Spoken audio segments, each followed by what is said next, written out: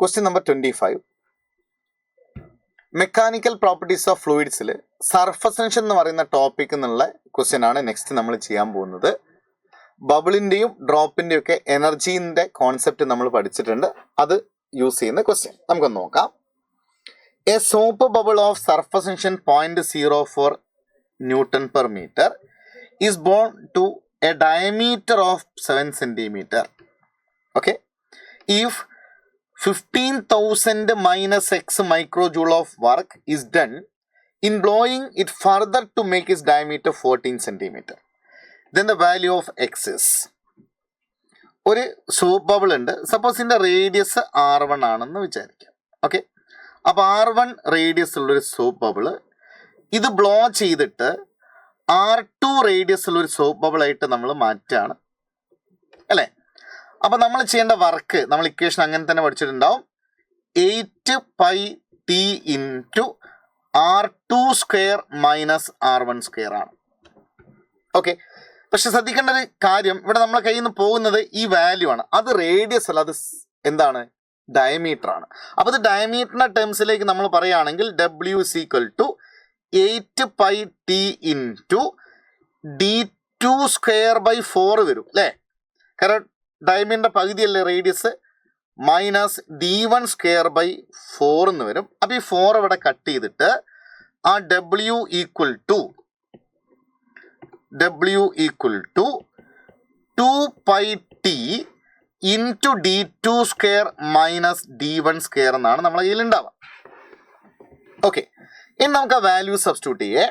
ഇതാ ഈ W എത്രയാ, 15,000 മൈനസ് എക്സ് മൈക്രോ ജൂൾ ആണ് ഇൻറ്റു 10⁻⁻6 ഈക്വൽ ടു 2 ഇൻറ്റു ആ പൈൻ്റെ വാല്യൂ ഒരു 22/7 ക്വസ്റ്റ്യനിൽ തന്നിട്ടുണ്ട്, ഇൻറ്റു സർഫസ് ടെൻഷൻ 0.04 ആണ്, അത് 4 ഇൻറ്റു 10⁻⁻2 എന്ന് എഴുതി. ഇനി ശ്രദ്ധിക്കണം, ആ ഡയമീറ്റർ സെൻറ്റിമീറ്ററിലാണുള്ളത് അല്ലേ. അപ്പോൾ 14 സെൻറ്റിമീറ്ററും 7 സെൻറ്റിമീറ്ററും ആണ്. അത് സ്ക്വയർ ചെയ്യുന്ന സമയത്ത് ഒരു 10⁻⁻4 ഇവിടെ വരും. കാരണം സെൻറ്റിമീറ്റർ എന്ന് പറഞ്ഞാൽ 10⁻⁻2 മീറ്റർ ആണ്. അപ്പോൾ അത് സ്ക്വയർ ചെയ്താൽ 14 ഇൻറ്റു 10⁻⁻2ൻ്റെ സ്ക്വയർ 14 സ്ക്വയർ ഇൻറ്റു 10⁻⁻4 വരും. അതേമാതിരി 7 ഇൻറ്റു 10⁻⁻2ൻ്റെ സ്ക്വയർ 7 സ്ക്വയർ ഇൻറ്റു 10⁻⁻4, ആ 10⁻⁻4 പുറത്തെടുത്തു. ഇവിടെ നമ്മൾ നോക്കുന്ന സമയത്ത് ഒരു 10⁻⁻2 10⁻⁻4 അല്ലേ, 10⁻⁻6 അതും ഇവിടെയും കട്ട് ചെയ്തു അല്ലേ. അപ്പോൾ ഈ RHSലുള്ള ഈ 10⁻⁻6 LHSലുള്ള 10⁻⁻6 ആയിട്ട് കട്ട് ചെയ്തു പോയി. സോ ഫൈനലി നമുക്ക് അവിടെ കിട്ടിയിരിക്കുന്നത് 15,000 minus x equal to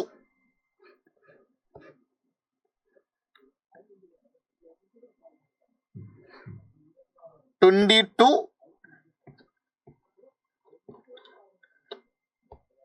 that's equal to 2 into 22 divided by 7 into 4 അല്ലേ. സോ ഇത് നമ്മൾ സോൾവ് ചെയ്താൽ 14 സ്ക്വയർ മൈനസ് 7 സ്ക്വയർ റൈറ്റ്, അത് A square minus B square ആയതുകൊണ്ട് A plus B into A minus B വരും. അപ്പോൾ 14 + 7 21 അല്ലേ,